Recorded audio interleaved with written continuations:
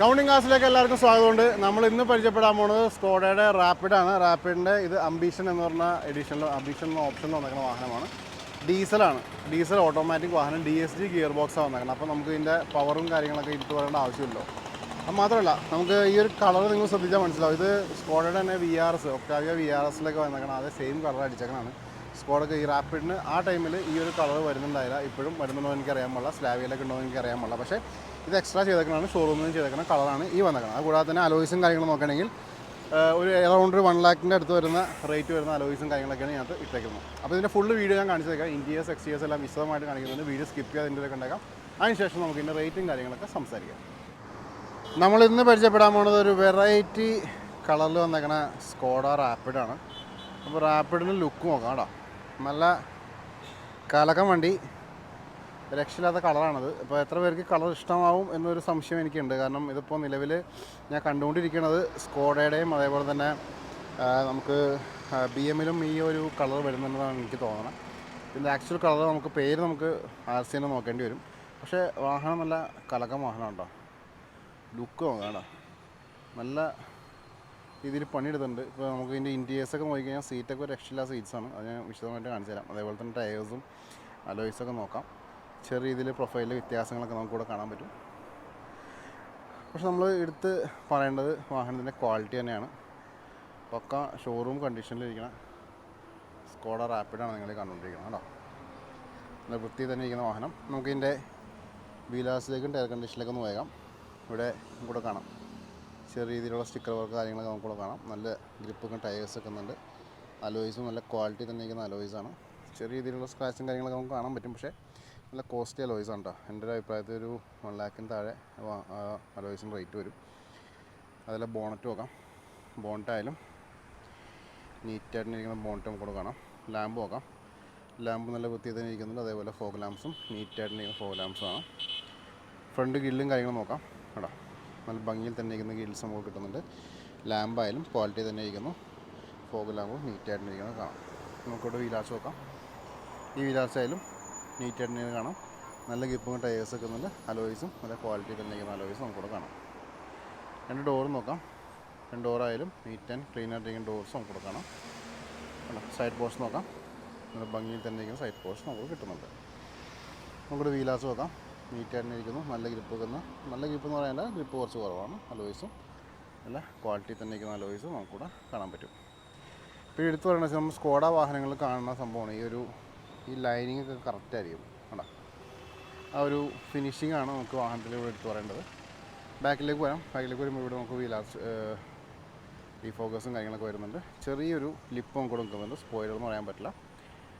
ഇവിടെ ബാക്കിൽ ലിഡ് നോക്കാം. അതേപോലെ തന്നെ ഇവിടെ ബമ്പേഴ്സ് ആയാലും നല്ല ക്വാളിറ്റി തന്നെ ഇരിക്കുന്ന ബമ്പേഴ്സും നമുക്കിവിടെ കിട്ടുന്നുണ്ട്. സൈഡ് പോർഷനിലേക്ക് വരാം. ഇവിടെ ടയർ കണ്ടീഷൻ നോക്കാം. അലോയ്സ് ആയാലും ക്വാളിറ്റി തന്നെ ഇരിക്കുന്നുണ്ട്. 2 ഡോറ് നോക്കാം. 2 ഡോറും വൃത്തിയിൽ തന്നെ ഇരിക്കുന്ന 2 ഡോർസ് നമുക്കിവിടെ കാണാം. നമുക്ക് ഡോറിന് ഓപ്പൺ ചെയ്തിട്ട് ഇൻറ്റീരിയേഴ്സ് പരിചയപ്പെടാം. ഇവിടെ ഫുള്ള് ബ്ലാക്ക് ചെയ്യുന്ന ഡോർ പാഡ്സാണ്. അതേപോലെ നല്ല പവർ വിൻഡോസും ബട്ടൺസും കാര്യങ്ങളൊക്കെ നീറ്റായിട്ട് ഇരിക്കുന്നു. Electrically adjustment ORM കൺട്രോൾസാണ്. ഞാൻ പറഞ്ഞ പോലെ സീറ്റ്സാണ് അടുത്ത ഹൈലൈറ്റ്. സീറ്റ്സ് ഉണ്ടെങ്കിൽ ഇത് ഹൈ ക്വാളിറ്റി ലെതറാണ്. നല്ല സുഖമാണ് ഇതിനകത്ത് ഇരിക്കാനായിട്ട്. ഇതെന്ന് കഴിഞ്ഞാൽ അടിപൊളിയാണെന്നും പറയാനില്ല. ഇവിടെ എയർ ബാഗ് സപ്പോർട്ട് വരുന്നുണ്ട്. ഇവിടെ നമുക്ക് എല്ലാവിധ കാർഡിലുള്ള ഓപ്ഷൻ ഉണ്ട്. USB ഉണ്ട്. സംഭവങ്ങളെല്ലാം കൂടി ഉണ്ട്. ഇവിടെ നമുക്ക് എയർ ബാഗ് സപ്പോർട്ട് ഇവിടെയും വരുന്നുണ്ട്. 49,000 കിലോമീറ്റേഴ്സാണ് വാഹനം ഓടിയേക്കുന്നത്. DSG ഗിയർ ബോക്സാണ് വന്നേക്കുന്നത്. നമുക്കിവിടെ കാണാം. അവിടെ പ്ലാറ്റ്ഫോം നോക്കാം. പ്ലാറ്റ്ഫോം നീറ്റായിട്ട് ഇരിക്കുന്നു. ഡോർ പാഡ്സ് നല്ല വൃത്തി തന്നെ ഇരിക്കുന്നുണ്ട്. സീറ്റ്സ് ഞാൻ പറഞ്ഞില്ലേ കണ്ടാം. സീറ്റ്സിൻ്റെ ഭംഗി ഒരു രക്ഷയില്ലാത്ത ഭംഗിയാണ്. അതേപോലെ ഇവിടെ നോക്കാം. ക്വാളിറ്റി തന്നെ സീറ്റ്സ്. റൂഫായാലും നല്ല വൃത്തി തന്നെ ഇരിക്കുന്ന റൂഫ് നമുക്ക് ഇവിടെ കാണാം. ഓക്കെ, ഫ്രണ്ടിൽ നിന്ന് നമുക്കിവിടെ വിശദമായിട്ട് കാണിക്കാനുള്ളത് ആംറസ്റ്റും കാര്യങ്ങളൊക്കെ ഉണ്ട്. അതുകൂടി എടുത്ത് പറയണം. നമുക്ക് പാസഞ്ചർ സൈഡിലേക്ക് പോയേക്കാം. ഇവിടെ ഡോർ നോക്കാം. നീറ്റായിട്ട് ഇരിക്കുന്നു. അതേപോലെ ഇവിടെയും നല്ല വൃത്തിയിൽ തന്നെ ഇരിക്കുന്ന ആ ഒരു സീറ്റ്സ് നമുക്കിവിടെ കാണാൻ പറ്റും. അതേപോലെ ഇവിടെ ആംറസ്റ്റ് നോക്കാം. നീറ്റായിട്ട് ഇരിക്കുന്നുണ്ട്. മിഡിലിൽ നമുക്കിവിടെ ആ ഒരു മിഡ് റെയിൽ കുറച്ച് ഹൈറ്റിലാണ്. ഇവിടെ AC വെൻറ്റും കാര്യങ്ങളൊക്കെ വരുന്നുണ്ട്. ക്വാളിറ്റിയാണ് വാഹനത്തിൻ്റെ എടുത്ത് പറയേണ്ട USP എന്ന് കൂടെ പറയാം. നമുക്ക് എൻജിൻ ഭാഗവും ബൂട്ടും കാര്യങ്ങളും ചെക്ക് ചെയ്തേക്കാം. അപ്പോൾ നിങ്ങൾ ഈ കണ്ടുകൊണ്ടിരിക്കുന്നത് ഈ ഒരു വാഹനത്തിൻ്റെ എൻജിൻ റൂമാണ്. TDI എൻജിൻ വന്നേക്കണം, ഡീസൽ ഓപ്ഷനിൽ വന്നേക്കണം. എന്തെങ്കിലും രീതിയിലുള്ള ലീക്കേജോ കാര്യങ്ങളൊക്കെ സ്പോട്ട് ചെയ്യാം. കേട്ടോ, നല്ല വൃത്തിയിൽ തന്നെ ഇരിക്കുന്ന എൻജിൻ പോർഷൻ നമുക്കിവിടെ കാണാം. ഭംഗിയിൽ തന്നെ ഇരിക്കുന്നത്. അതുപോലെ എഡ്ജസ് നോക്കാം. എഡ്ജസ് ആയാലും നീറ്റ് ആൻഡ് ക്ലീൻ ആയിട്ടിരിക്കുന്ന എഡ്ജസ് നമുക്കിവിടെ കിട്ടുന്നുണ്ട്. ഓക്കെ, ലിഡിലേക്ക് നോക്കാം. ലിഡ് ആയാലും നല്ല ഭംഗിയിൽ തന്നെ വൃത്തിയിൽ തന്നെ ഇരിക്കുന്ന ലിഡ് നമുക്കിവിടെ കാണാം. റൈറ്റ്, നമുക്കിതിൻ്റെ ബൂട്ടിലേക്ക് നോക്കാം. ബൂട്ടിൽ എന്താണ് അവസ്ഥ നോക്കാം. ലിഡൊന്ന് ഓപ്പൺ ചെയ്യണം. അപ്പോൾ നിങ്ങൾ ഈ കണ്ടുകൊണ്ടിരിക്കുകയാണ് ഈ ഒരു വാഹനത്തിൻ്റെ ബൂട്ട് സ്പേസ്. നല്ല വൃത്തിയിൽ തന്നെ ഇരിക്കുന്ന ബൂട്ടാണത്. കേട്ടോ, ഇവിടെ നമ്മൾ ഇത് ബേസ്ബോളിൻ്റെ ബാറ്റല്ലേ? അതെ, യെസ്, അതാണെന്ന് തോന്നുന്നു.